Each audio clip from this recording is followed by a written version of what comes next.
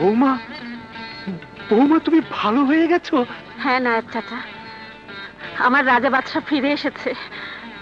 রাজা বাদশা ফিরে এসেছে? হ্যাঁ, এই তো রাজা আর এই বাদশা। ব্যাস ব্যাস, এবার খেল খতম। সংগ্রাম চৌধুরীর খেলা এবার শেষ। যাই, আমি যাই চৌধুরী বাড়িতে গিয়ে খবরটা দিয়ে আসি গিয়ে। দাঁড়াও নায়েব, এখন সংগ্রাম চৌধুরীকে কিছুই বলা যাবে না। বলা যাবে না মানে? এত বড় একটা সুসংবাদ আমি পেটের মধ্যে ভরে রাখবো? হ্যাঁ নায়েব, এই 20 বছর আমরা অনেক অত্যাচার মুখ বুজে সহ্য করেছি। ওদের এখন অনেক শক্তি। খবর পেলেই ওরা রাজা বাদশাকে শেষ করার জন্য সমস্ত শক্তি নিয়ে ছুটে আসবে। তা আমরা হতে দেব না। প্রয়োজনে আমরা রাজা বাদশার কথা গোপন রাখবো। কি বলেন আপনারা? আমরা সবাই রাজা বাদশার কথা গোপন রাখবো।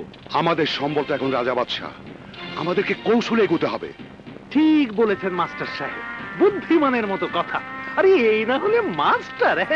যাই চৌধুরী বাড়িতে যাই, কৌশলে কাজটা সারি। আগে ওই 2 শালা।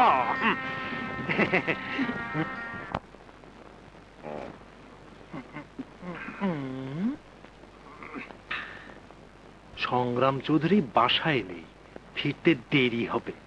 শালাদের পেটে তো মল পুড়েছে, এখনই মোক্ষম সময়। খবরটা শুনলেই উত্তেজিত হয়ে ছুটে যাবে আর মজাটা টের পাবে। খাও ভাই, খাও খাও, পেট ভরে খাও। জন্মের খাওয়া খেয়ে না, আর তো খাওয়া হবে না। এটাই শেষ খাওয়া। কি বলছো রে? দুলা ভাইয়ের হোটেল বন্ধ। এই বুড়ো, কি বলতে চাস? দুলাভাইকে কতবার বলেছি এই বুড়োকে বিদায় করো, কিন্তু দুলাভাই শুনছেই না। আমাকে বিদায় করতে হবে না, বরং তোমরাই এবার বিদায় হবে। কি বলতে চাস তুই? সেই কথাটা বলতেই তো এসেছি। তোমরা তো শুনতে চাইছো না, দুজনে মালের ঘরে আছো তো, তাই বুঝতে পারছো না।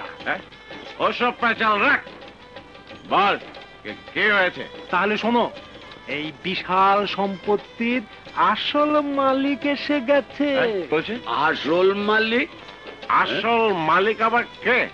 মরহুম সরফরাজ চৌধুরীর একমাত্র ছেলে মরহুম শওকত চৌধুরী, তার 2 জীবিত ছেলে রাজা চৌধুরী আর বাদশা চৌধুরী, দুজনেই এসে গেছে। কি বাজে বকছিস? যাও গ্রামে যাও, নিজের চোখে গিয়ে দেখে এসো। বুড়োর মাথা খারাপ হয়েছে। হ্যাঁ ঠিক, নিজের হাতে শওকতকে মেরেছে দুলাভাই। আমরা নিজের চোখে দেখেছি। তুই সন্তানকে ট্রেনের তলে পড়ে, কিন্তু মরেনি। নিজ চোখে দেখলাম ওই পিচ্চি দিনে ট্রেনের তলায় পড়লো। 20 বছর পর কোত্থেকে ঘুরে এলো।